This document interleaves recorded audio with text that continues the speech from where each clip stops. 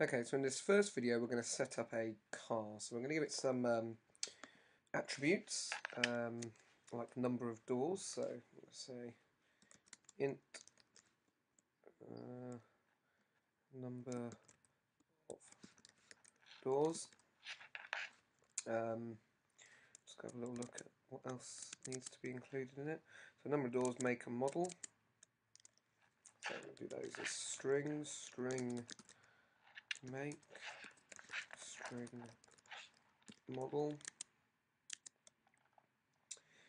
Engine size and top speed. So we'll do engine size as a double. Engine size. Top speed I'm going to keep in whole miles per hour, so I'm going to do an int top speed. Then we've got colour and years old. So string colour int years old. So the first thing I'm going to create is just a constructor so that we can create a car object. So public car, and I'm actually using parameters already here. So here are my parameters. I'm going to take in number of doors in, string make in, and I'm going to go through all of the attributes that need to be fulfilled. Oh, make sure that's an int. Int number of doors in, string making, string model, double engine size in,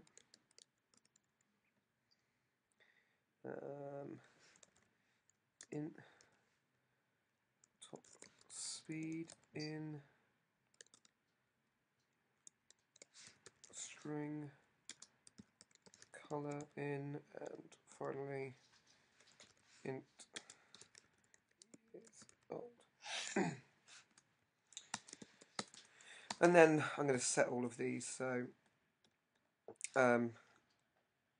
all of my parameters, as they come through, they will be local variables, and I want to make the global variables equal them. So number of doors. In fact, actually, I'm going to do this a slightly quicker way, so I have to type all of those out again.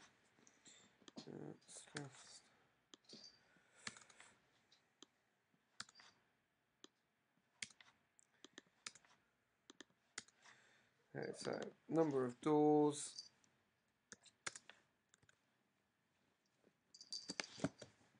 Oh. Number of doors equals number of doors in. Make equals make in. So on and so forth. So this is just setting up the startings of my class, the car class. What I'll be showing in the next video is how we can then use methods with parameters to return values for us. So